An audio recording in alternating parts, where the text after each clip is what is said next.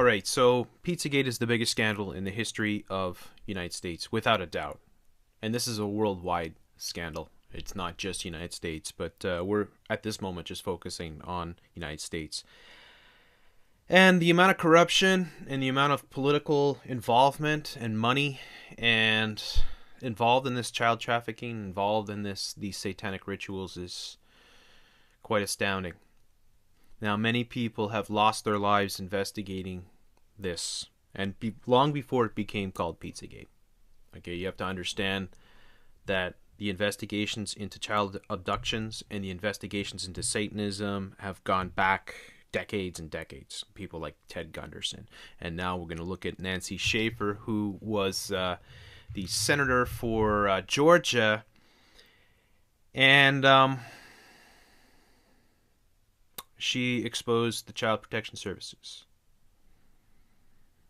And in a blistering sort of report, a 4-year investigation that she headed into the Child Protection Services revealed shocking details about Child Protection Services and how they were deliberately attacking families and taking kids away from their families. The kids would disappear within the Child Protection Services. And the amount of political involvement, the amount of money that was being funneled into it, and the amount of victims. And she was murdered for what she exposed, most likely.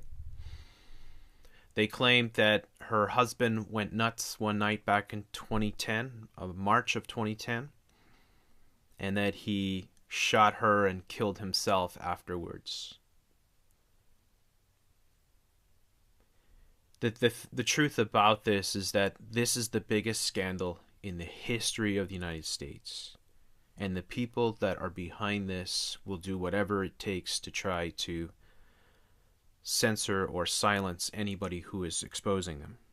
You must know this right now, that I would never take my life, not in a million years. So if anything does happen to me, and this, I think all of the people that are investigating this, are putting themselves at risk. This is very, very serious stuff. So my heart and support goes out to these people. I encourage more and more people to try to help expose this scandal of scandals. I mean, this is just massive. It's absolutely gargantuan when you think about it, the size of it, the scope of it, and who's involved. So we're going to listen in here to what Nancy Schaefer was able to uncover, and they ruined her political career. She thinks for sure that they voted her out, or they managed to rig the votes to get her out of office because of this expose that she did on the Child Protection Services. And wait till you hear what she has to say about what she had uncovered, her team had uncovered with Child Protection Services. And just to elaborate a little bit further about the character of Nancy Schaefer, is that she was a God-fearing Christian. And she was against abortion and a lot of other nasty things. And she was against the TPP and, of course, NAFTA and things like that. So somebody who was a strong constitutionalist as well. So let's listen into Nancy Schaefer, of course, before she was murdered, exposing the Child Protection Services. This is 100% nonprofit for educational purposes only. Thanks for listening. Here we go. Thank you, dear Phyllis, and thank you to all of you. I have served in the Georgia State Senate for 4 years. One of my greatest pleasures, other than my sonogram bill, was getting the resolution passed to stop the North American Union.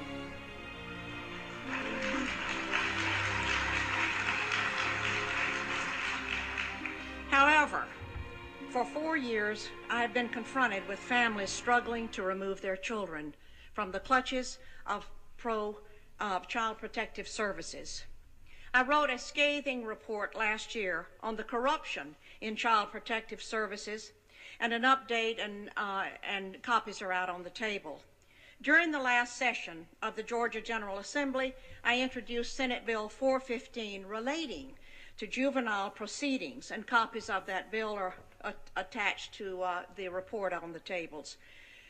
The bill 415 called for the time allotted for the Department of Human Resources to provide emergency care to a child without a court order to be reduced from 7 days to 72 hours. It required a court order to enter the residence of a parent or guardian to seize a child. It called for family court to be open to the public. Confidentiality and secrecy in family court protects the wrong people. It provided that immunity in the system shall not extend to the seizures of children that are found to be in violation, nor to the administration of medication to a child over the objection of the parent or custodian, and it provided the state from applying for, obtaining, receiving, or accepting adoption incentive payments under the Federal Adoption and Safe Families Act of 1997. The Department of Child Protective Services has become a protected empire built on taking children and separating families. This is not to say that there are not those children who do need to be removed from wretched situations and need protection. However, Let's just put my that back report, for a second. protected custodian, and it provided the state from applying for, obtaining, receiving, or accepting adoption incentive payments under the Federal Adoption and Safe Families Act of 1997. The Department of Child Protective Services has become a protected empire built on taking children and separating families. This is not to say that there are not those children who do need to be removed from wretched situations and need protection. However, my report is concerned with the children and parents caught up in legal kidnapping. Having worked with probably 300 cases statewide and hundreds across the country, and in nearly every state, I am convinced there is no accountability in child protective services. I have come to several conclusions. No accountability in child protective services. And this is from her 300 cases in her own state of Georgia and in several other states. 4-year investigation. Let's continue. 2 or 3 are, 1, that poor parents, not always, but oftentimes, are targeted to lose their children because they do not have the wherewithal to hire an attorney and fight the system. That caseworkers and social workers are very often guilty of fraud. They withhold and destroy evidence. They fabricate evidence, and they seek to terminate parental rights unnecessarily. That the separation of families and the snatching of children is growing as the business grows because state and local governments have grown accustomed to having these taxpayer dollars to... Now, just everyone should understand this, that the New World Order and the cultural Marxists, their number one target in taking over the United States and other countries is to destroy the family union. Right? It's very important to understand that in the context of what is being presented here. And this is one of the major methods that they're able to use to go in and destroy families. And as she said, it's for a lot of poor families, they couldn't afford to hire an attorney in order to fight this in court, and therefore they lost their children. Balance their ever-growing budgets. That the bureaucracy is huge. Look at who is getting paid. State employees, attorneys, court investigators, guardian ad litems, court personnel and judges. There are psychologists, therapists, psychiatrists, counselors, foster parents, adoptive parents, and on and on. All are looking to the children in state custody to provide job security. So the huge machine of all the services and all the people that were getting livings off of this, how many people and how much money was being funneled into this child protection service. It's just crazy. Okay, let's continue. That the Adoption and the Safe Families Act, set in motion first in 1974 by Walter Mondale and later in 1997 by President Bill Clinton, offered cash bonuses to the states for every child they adopted out of foster care. In order to receive the adoption incentive bonuses, local child protective services would need more children. They must have merchandise that sells, and they must have plenty so the buyer can choose. Some counties often offer 4 $4,000 to $6,000 bonus for each child adopted out to strangers, and an additional $2,000 for a special needs child. Employees work to keep the federal dollars flowing. But that is only the beginning figure in the formula in which each bonus is multiplied by the percentage that the state has managed to exceed its baseline adoption number. Therefore, states and local communities work hard to reach their goals for increased numbers of adoptions for children in foster care. As you can see, this program is offered from the very top and is run by Health and Human Resources. This is why victims in Child Protective Services get no help from their legislators. It explains why my bill, Senate 415, suffered such defeat in the Judicial Committee, and why I was cut off at every juncture, and why I was defeated myself last month for my re-election by another Republican. That tax dollars are being used to keep this gigantic system afloat. Many grandparents have called me to get custody of their grandparents before being lost in the system. Grandparents who lose their grandchildren to strangers have lost their own flesh and blood. The children lose their family heritage, and grandparents, and parents too, lose the connection of their heirs. And that is really important as well. When I've been doing the whole LGBTQWXYZ agenda, I've said this a lot, that it's all about just destroying families and destroying the idea of motherhood and fatherhood and monogamous marriage, relationships, and that's why they're pushing the whole gay marriage and all this. They're trying to just destroy everything and turn everything upside down.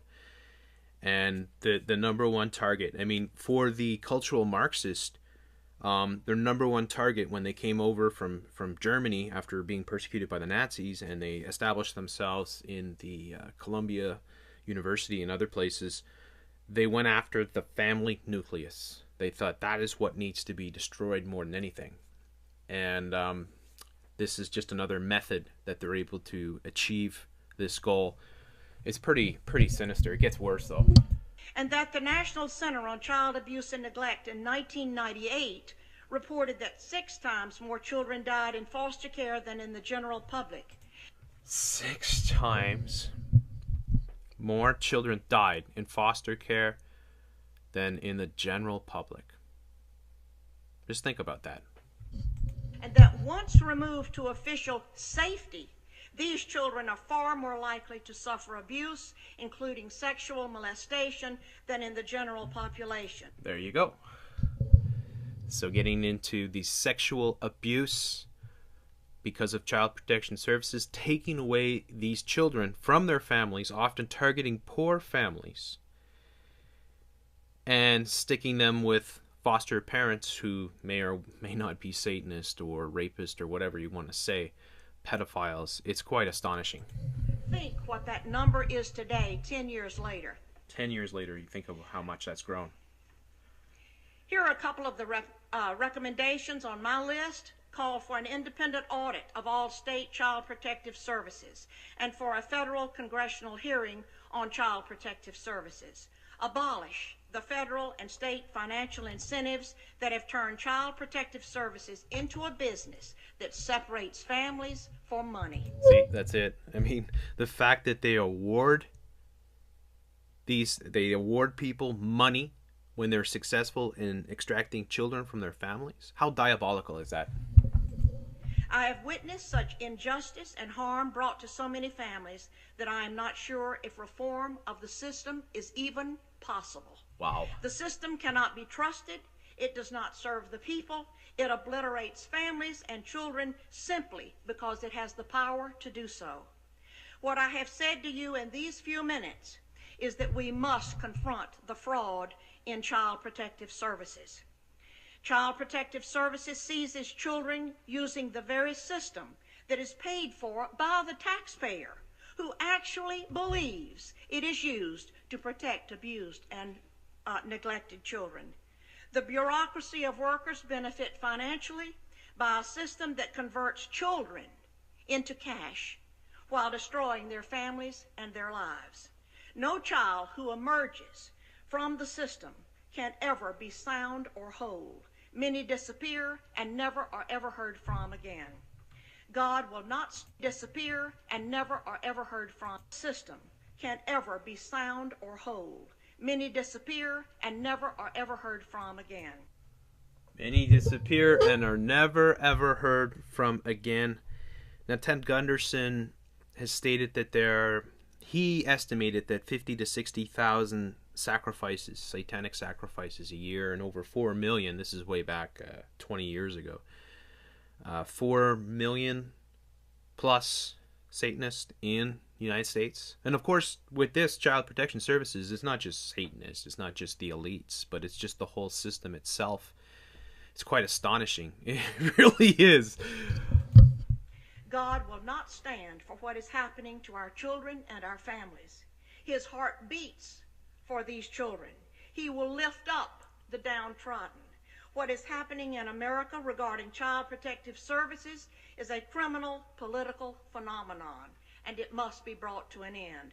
Please join me in working to help set our children and our families free. To whom much is given, much is required. As you pray for this nation, pray for the upcoming election, and for our national financial crisis, please pray for our children and for our families. We all must press on and win this race for America. Thank you very much. All right, so that's pretty incredible what she got to. Now, this is what I mean about the whole Pizzagate thing, because people are going to think that this is just something that's sprouted up, or maybe some people. I'm sure most people that listen to this and have been following the whole thing know that this has been going on for a long time. I don't even have to talk to Christians about this, because they know this. But this has a huge history. I mean, you're talking who knows how long.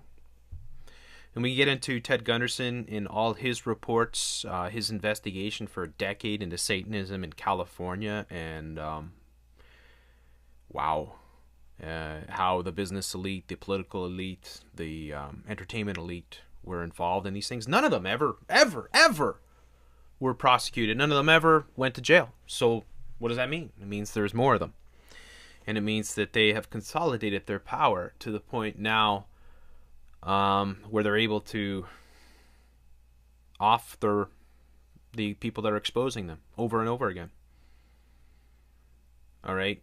We talked last night about Monica Peterson, who was investigating the Clinton Foundation. And oh my Lord, that alone, that scandal alone is incredible. It's massive. And yet it's just one slice of this whole Pizzagate, and even a small slice.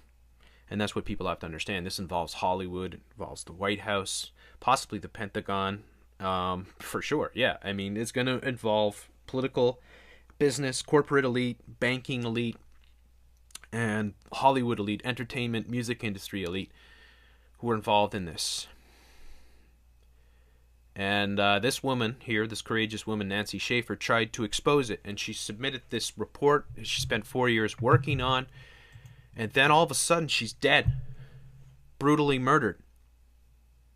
Ostensibly by her husband. But do you really believe that? So here is an article here that talks about the strange death of Nancy Schaefer. Normally, my communications have been limited to subjects about electronic voting method, ballot access, and candidates and elections-related investigations. I feel I made an exception and should bring your attention to another nonpartisan subject, the high-profile investigation that has been initiated into Friday's death of a former Georgia state senator. All right, so this is dated Saturday, March the 27th, 2010. And this is just after she died. On Friday, former Senator Nancy Schaefer and her husband were found dead in their home in Habersham County. Even before a GBI, I'm going to make this bigger. Even before a GBI investigation could be initiated, media outlets began pronouncing that their death was murder-suicide. So we've seen this time and time again where the corporate media comes in and they already got the playbook. It's like, oh, it's a murder. Well, wait a second. Who did the investigation? How do you know who did it? What? Because That's what you're told to read off your teleprompter, of course. So murder, suicide, and shut off most public comment posting on their websites. We've seen this again. This is exactly what's happening with the whole thing. This is why Reddit banned Pizzagate. And then, of course, the guy that runs Reddit, the CEO, is actually a cannibal. Shit you not. I shit you not. I mean, there's a lot of evidence to support that this guy is involved in cannibalism. And they shut down Pizzagate on that forum. And then, of course, before that, it was 4chan that was shut down. And we believe it's FBI and Anons who are the ones that are releasing this information because they can't investigate this shit because they'll turn up dead. Yeah. This is scary shit, man. Anyways, the murder-suicide theory implies that Senator Schaefer's husband shot her and then he killed himself, or vice versa. Both Habersham County and the Georgia Bureau of Investigation began investigating the case as a murder-suicide rather than the more obvious murder made to look like a suicide. Like so many people, I have known Senator Nancy Schaefer for 15 years and spoken to several people who know her better than I do. They believe that the murder-suicide theory is highly unlikely for the following reasons. So let's take a look at the reasons why. 1. It is totally against Nancy Schaefer's consistently strong commitment to sanctity of life principles that she fought so valiantly to uphold. You know, she's a God-fearing Christian, as you saw in that video. She's saying that God should come down and punish these people. She was against abortion. She was pro-life. She was against the North American Union. She stood up for the Constitution, and she was engaged in fighting for families first. Nancy and her husband Bruce had 5 children and more than a dozen grandchildren who they would not choose to leave behind so abruptly. They're not poor either, right? She's a senator, and she obviously had some money, and then she has a big family. So why, you know? Bruce's problem with cancer was corrected and under control, so there was no reason to end his life, as one senator tried to imply. Nancy or Bruce would not likely agree to commit suicide or commit such an act that violates the fundamental principles of the Christian faith. If you're a true Christian, you would never kill yourself. Right? Because that would, I don't know, I mean, I think that at the bare minimum, you'd end up in purgatory, if not worse. I mean, Christians can correct me below. So Bruce, number 5 here, Bruce was retired and the couple did not appear to be any type of dire financial crisis that would lead them to commit such acts, right? They weren't hurting. I mean, they're financially well off. They have a large family, dozens of grandchildren, and they're Christians. Does it make any sense? Friends with, okay, sorry, let's do number 6 here. Bruce and Nancy knew that her sister had Alzheimer's disease, needed her help to take care of her. So they had a sister that needed to be cared for, obviously. So they had responsibility. Friends who knew the couple best state that Bruce would simply not have had the capacity to kill his wife. Nancy was a dedicated and a national leader to help needy people overcome abuse within child protection services organizations. Nancy was actively exposing corruption in the Department of Family and Child Services, including actions by the DFCS, at Department for Child Services Director, in the county where she lived. So, you know, we think of the secret societies, how they control the police, how they can control the courts, how they can control the investigations, and how they can construct these things. And of course they control the media, which is what you try to ram or you know, constantly try to get through to people. Stop trusting the corporate media. You just can't do it. How many times do they have to lie to you before you finally say, oh, well, yeah, I guess I better stop listening to them. They lied about this, they lied about that, they lied about that. No, I'll keep listening to them. I mean, it's unbelievable. All right. So Nancy knew that she was needed in the fight against child sex slave trafficking in Atlanta, which has one of the highest activity rates in the country. Bruce was highly supportive of Nancy's work for decades and would have little or no reason to suddenly try to kill her at such a critical juncture in her career. Specifically, in Georgia, former Senator Nancy Schaefer found during the last few years that the DFCS, that's the Department for Child Services in Georgia, housed children in a foster home with a known pedophile who molested children. The DFCS in Habersham County failed to remove 6 children from a home where they were being abused and tortured. The DFCS in Georgia turned 2 girls over to a California father who had pornographic video business. What? A report that Nancy Schaefer produced on these remarkable cases has been found. I'll post a link for it below.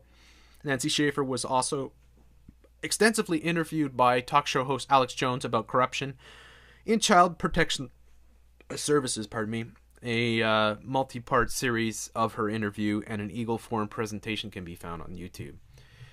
And then, in addition, Senator Schaefer led opposition to HB 582 and SB 304, 2 bills introduced by fellow Republicans that would have likely resulted in increasing child sex slave trafficking. These bills would have made it legal for teenagers to participate to certain illicit acts. The bills effectively remove the legal authority that police now have to pick teenagers up and get them into protective custody so that they can no longer be pimped for those acts. As president of the Georgia Eagle Forum, Nancy Schaefer planned to be in Alabama this weekend for an Eagle Forum convention. Instead, she chose to stay in Georgia to develop new information that would have further exposed the corruption in the DFCS and beyond. Many Eagle Forum members were close to Senator Schaefer, were aware of her courageous efforts. None of them believed that she or either her husband was involved in any type of suicide. The first thing that you look at when you investigate a murder, what is the first thing that you look at? Motive. It's always motive. That's the first thing. So if her husband had absolutely no motive to kill her, or she had no motive to kill him and herself, I mean, it's out of this world. And that she was extremely involved in exposing this and possibly on the verge of having some absolute damning critical information, they may have made the decision to go in and take her out. It is particularly ironic that the Atlanta Journal-Constitution chose to quote State Senator Don Thomas in their March 26 article about Senator Schaefer's death. The AJC portrayed him as a friend of the couple, even though he lives on the other side of the state from the Schaefer family and was diametrically opposed to many of their core beliefs. St. Thomas, the chairman of Health and Human Services Committee, immediately propagated and expanded the murder-suicide theory without any first-hand knowledge or evidence. That is a very disturbing, expanded the murder-suicide theory without... Okay, sorry, I read that before. That is very disturbing, considering it is his committee that should have been helping to clean up the corruption at the DFCS, of course, because he was the chairman of Health and Human Services. Activists supporting Senator Schaefer explained that he constantly advocated increased power and authority to the DFCS in spite of evidence showing the organization was misusing that authority. With Nancy Schaefer no longer on the scene, the questions may be raised as to how to best continue her legacy. I believe that she would have wanted conservatives, progressives, libertarians, constitutionalists, as well as grassroots Democrats and Republicans throughout Georgia to unite and work to rectify the corruption of the DFCS and eliminate child sex trafficking in Georgia. So this courageous woman, senator, former senator, who devoted her life to trying to expose this child trafficking that the Department for Child Services was directly involved in, was murdered. She was murdered. So there's a lot more to this, and obviously I'll be looking into it more. it goes to show you that they're killing people who are exposing this, and that she was exposing Pizzagate many, many, many years before the term ever was adopted. And then you go to see what the Department of Child Services, and that these agencies, these governmental agencies that are here to ostensibly protect children, are actually trafficking children, pimping them out to pedophiles. It's just insane. So I hope you can share this video. Give me a thumbs up if you enjoyed it. Please get the word out. I mean, the more people that report on this, the better off we're going to be. They're going to be safer. This requires a lot of people to be involved. And I just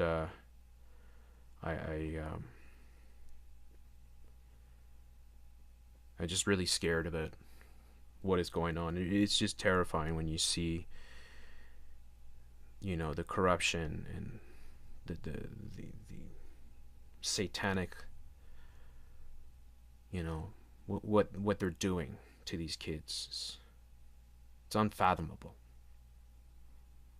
It's absolutely horrifying. It's like the worst horror movie I could ever imagine. And I just pray that everyone that works on this stays safe. I know there's been a lot of people killed already. And please understand, I would never ever take my life. So take precautions. Make sure that you are protecting yourself. And please try to help get this word out. Thanks for listening. Have a wonderful day.